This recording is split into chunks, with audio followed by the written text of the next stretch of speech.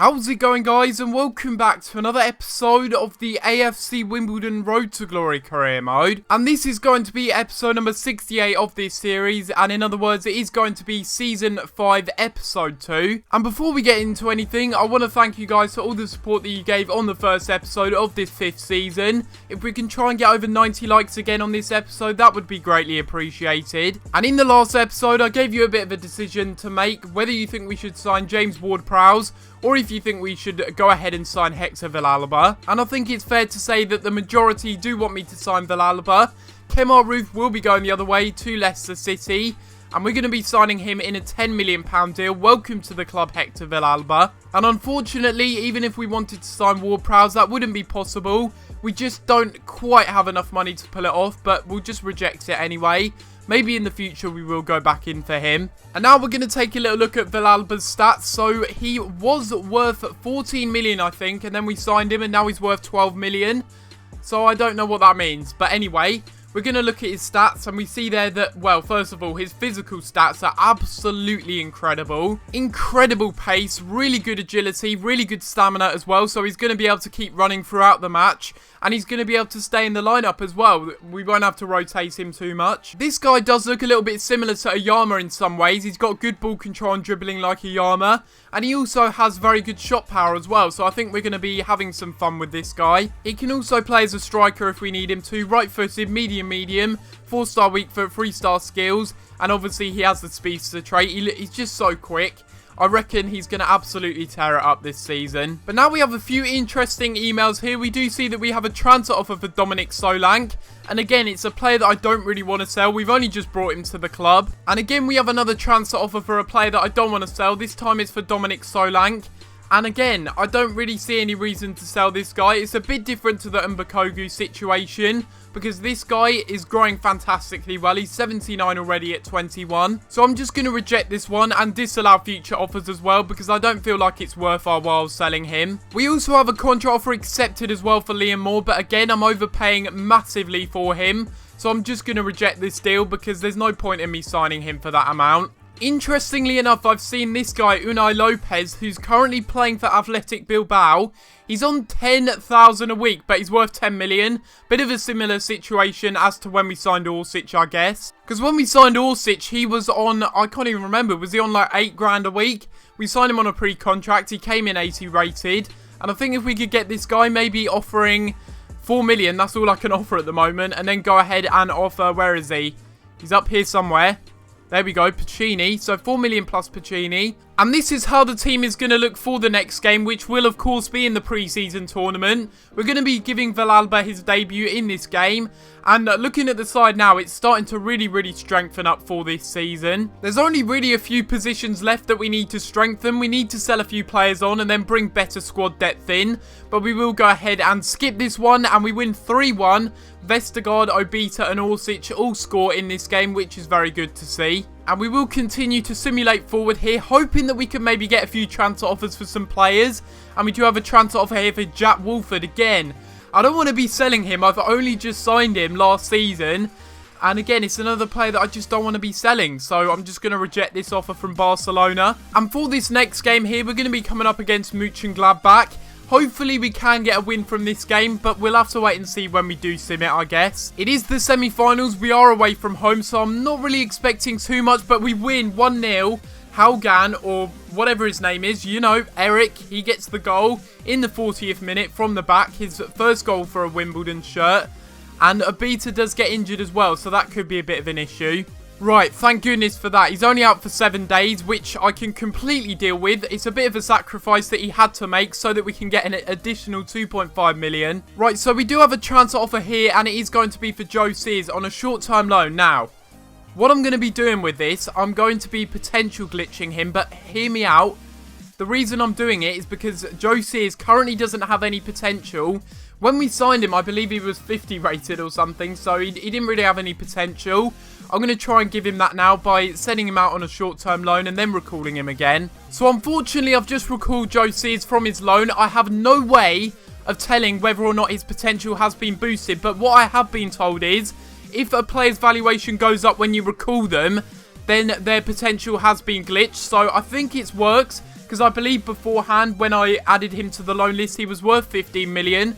Now he's worth 16.5 million, so hopefully this does work. But now we do have the final of the pre-season tournament here against Bayer Leverkusen. Hopefully we can go ahead and win this one. I'm pretty sure that we are going to win it. We're at home and we go ahead and skip and we do end up winning this one 2-1. Again, it's Eric that ends up getting a goal from the back and Yukon and Drogba's regen also scores. And that win against Leverkusen is going to give us a nice healthy additional 3 million to the budget. I'm going to be making an ambitious bid to sign Jamal Loza. I really feel like this guy, well, he does look pretty good. Not physically necessarily, but I mean, he's got 98 finishing. So, you know, someone could come off the bench and maybe, well, definitely score a goal. Because with 98 finishing, you'd expect him to finish everything. I think he would be very good, sort of as an impact sub. I'm going to be trying to go in for a bit of a backup centre-back. I'm going to make an offer for Tommy Hoban of Watford. I was interested in bringing him in last season, but I don't think what we offered was enough. And I will be offering Niko Datkovic as part of the swap deal. And then I will also go ahead and offer, maybe 5 million? 5 million on top. I'm just hopeful more than anything that we can sell some players during this transfer window. We've got way too many players in the squad. And, you know, I just want offers for players that I want to sell. Not Yannick Vestergaard. We've only just brought him in. Go away. Stop trying to go in for players I don't want to sell. Finally, one transfer offer has come in. And again, it's going to be from Middlesbrough. It seems like the same clubs are coming in to take my players away. I mainly just used him as a utility player last season. And he wasn't really anything special. We'll just accept this one. Let him go to Middlesbrough. And confirmation there that Joe Newell has joined Tom Parks in the Championship. And he has gone to Middlesbrough for 1.4 million. We have a 2-year loan deal though for Sean Moncur. And we will just let him go out on loan there. He probably won't ever get into the first team, to be honest. And we do have a transfer offer accepted though finally. And it is going to be for Tommy Hoban. 4.5 million plus Niko Datkovic. And again, Datkovic was a player that we signed on a pre-contract. He was pretty good in the first season. But after that, you know, we've got players like Vestergaard now. We've brought in Haugan.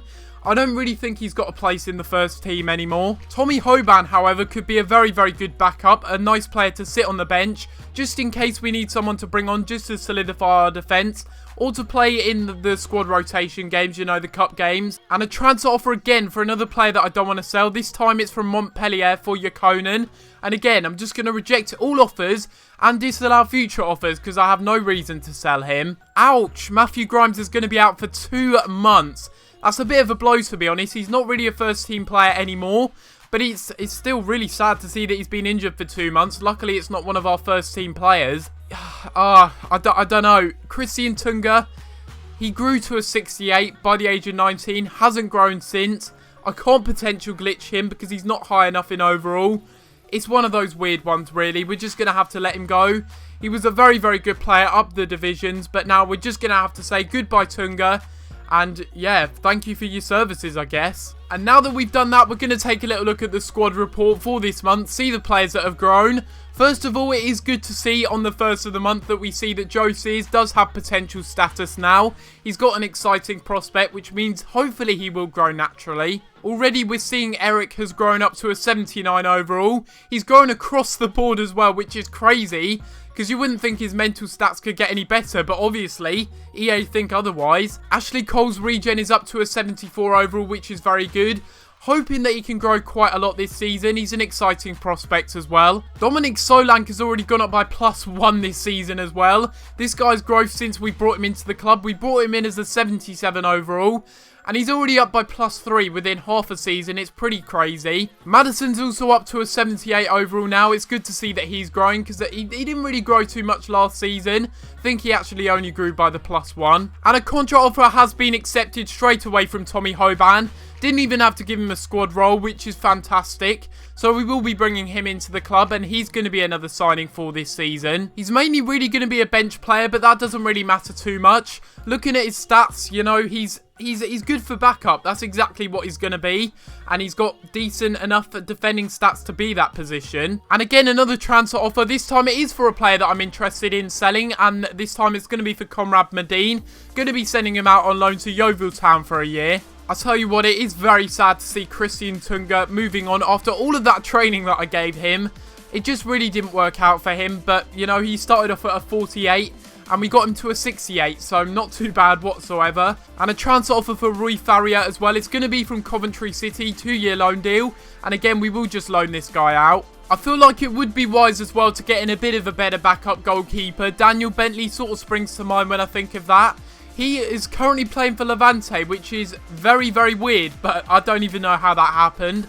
I think it must have happened near the beginning of the series. Maybe a cheeky bit of cash for Schmeichel. Maybe we could go in for him as a backup keeper. He is currently in the Championship. He's only got 2 years remaining on his contract. We could maybe get a good deal out of Leicester for him. And again, I will offer Oscar Yara. Plus, I'm going to go ahead and offer maybe about, let's say about 4 million on top. See if it is accepted. And the last goalkeeper that I'm going to make an offer for is Alex McCarthy. Again, this time I'm going to go ahead and offer 4.5 million. Plus, I will offer Oscar Yara as well. And we are going into the first game of the Premier League season. And this is how our team is looking for this game. I mean, you look at the team and it's really starting to take shape. It really does look very, very good. We see that we've got a defence line. And this is probably going to be how our defensive line looks for the rest of the season. With Obita, Vestergaard, Haugan, and also a Yorfa on the right back position. Sutar and Platt in the midfield. I think that's going to be a good combination at DM.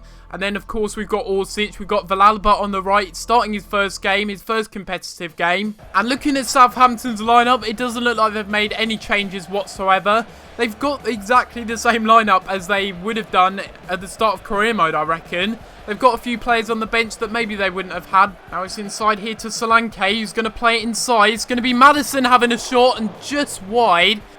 Now it's going to be Reed again, playing this one back to Classy, and a good effort again, and not on target once more. And just like last season, they really haven't taken their chances, Southampton. But it's now going to be Villalba, and he's running all the way through here, and he's going to have a shot, and it's deflected. And a fantastic save by Forster, because that was going away from him, that really was. And he managed to get back somehow and make a really, really good save from that one. Now it's going to be Platt playing this one out wide. That's a lot better from him.